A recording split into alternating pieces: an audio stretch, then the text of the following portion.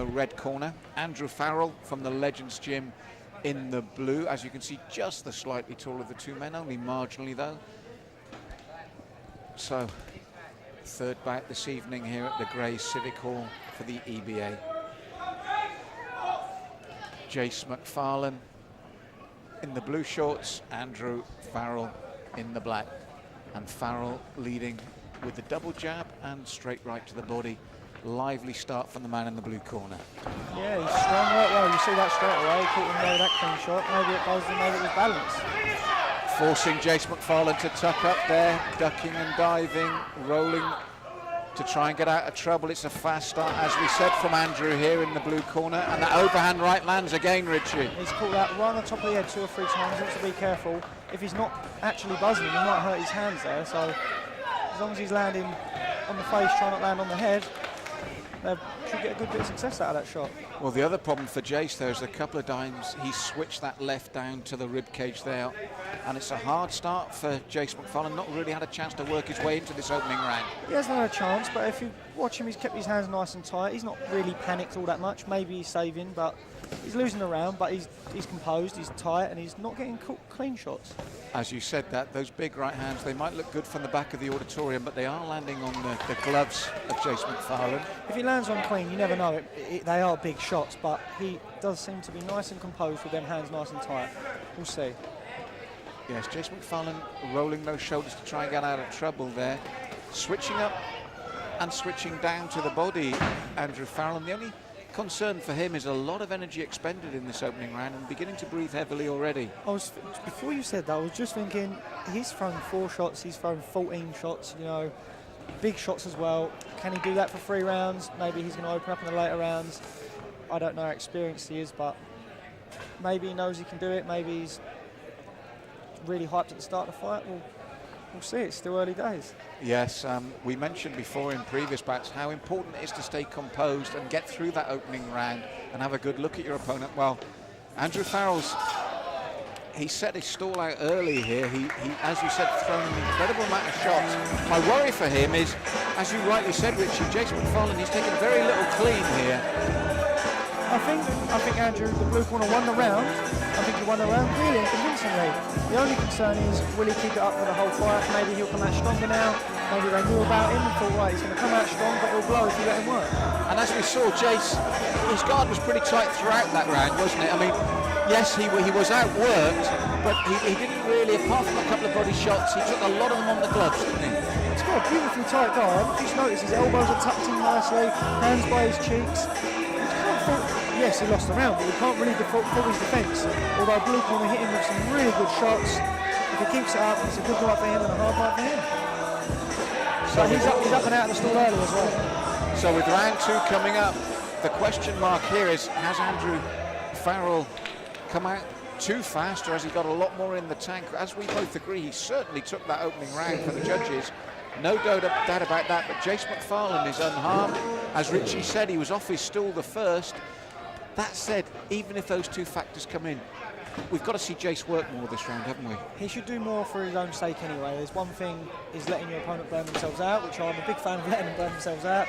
And you've got to be giving them something to think about as well, which he seems to be doing early on. He's letting the jab go a bit earlier and trying to throw the right. Now, the great thing for us here, sat at ringside where we're not getting hurt, is when he does that, then there's the danger as he is throwing that foul right hand could become doubly important if it lands this time, because obviously when you're throwing, you have to come back to that tight card, but there's those moments when you will be exposed. Massively. And if he decides he wants to work now, which, to be fair, he's catching him with the jabs and he's picked up his work rate this time.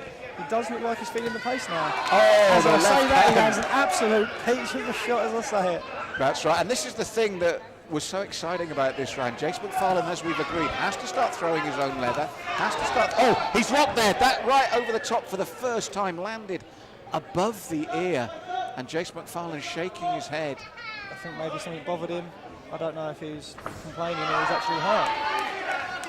I feel like he had a very positive start to this round, as long as he can't just go back in the shell now, though. No, he has done. I think Farrell has got new hope from this, and, well, McFarlane blagging it, saying, come on, he opens the arms there. And Farrell again breathing heavily, but despite this, as he did in the first round, it doesn't seem to stop him throwing the leather.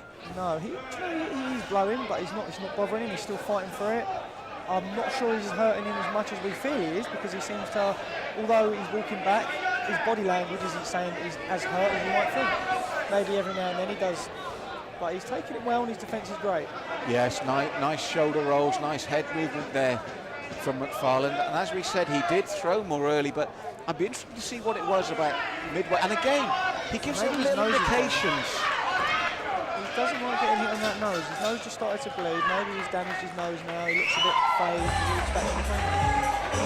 Maybe that's the case, Richard, because if when we look at the replays, he was doing very well. Then about midway through the round, it wasn't as if he was complaining to the referee, but something did bother him, didn't it? At first, I thought the ref was maybe stepping in for a second, and then he just seemed to turn and walk and shake his head. And it was a bit. I think it's that shot. You mentioned his nose. I think it's that left hand that impressed you. I think he was worried about his nose from that point on. He keeps that right hand suddenly high. If he took that left to the nose, then that clubbing right. But it did seem to take him out of his stride after a good start. That bothered him. He had a great start, a quarter of a clean shot, and it bothered him a little bit. Maybe the minute composing, he's got his last round now. He's got a decision to make. Go for broke or not.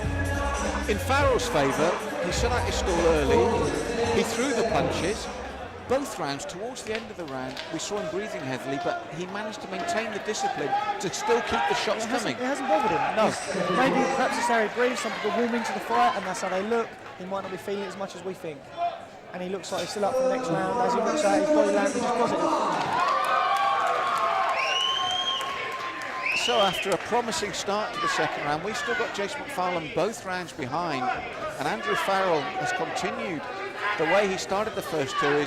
Is doubling and tripling up that jab, then he looks for that right hand over the top of the guard. Blue collar looks like he's looking for something out of that roll now. Both times he did that in the first couple of rolls, he looks like he was perhaps waiting for him to throw his shot as he can land a banger, and that might be what he's looking for now. It is late. I feel like he may know he's 2 rounds down and needs that one shot. Well, his nose is bleeding now, Jace McFarlane, and as you mentioned in the second round, Richie, you had a feeling that the nose was bothering him. It's certainly bleeding a bit more freely. He's marked up on the left eye as well, and I think the blood on Farrell's forehead is from McFarlane's nose. There's quite a lot on there as well. You can see that there's quite a bit on him. At first, when I first see it, I thought was that a cut, but then there's been no signs of a cut, and his nose is starting to pour now. The problem for me when we look at McFarlane, as you rightly said, he rolls nicely in defence. He's got a good tight guard. But when he gets close, after that roll, he's got to throw. He's not throwing anything afterwards. He needs to come back with something. Maybe it doesn't have to be a big shot. Throw a little, as he dips there, just touch him with the right, little roll, could throw a hook out of it. Now, a referee wants, I think, the doctors to look at the situation on the nose and the blood. And this is the thing for me. I like the way McFarlane moves, but as you said, it doesn't have to be hard and hurtful. But once he makes Farrell miss, he's not making him pay, is he? No, he's not. He's doing a lot of good work, getting out of the way, just not responding. He was rubbing the back of his head there a minute ago. I don't know if something's bothering him. For me, when something bothers you like that, personally, I think ignore it, ignore it, ignore it. As soon as you see your opponent do anything, play with their shorts, touch their head, complain to the ref, there's something on their mind. Yes. Perhaps Blue Corner can take something from that, as not that he could put any more effort into his grafting away. Well, I like that term, Richie, and that's the thing. He'll have won this back through sheer graft. Yeah. He deserved it. He was hitting him strong, work rate, he had the strength.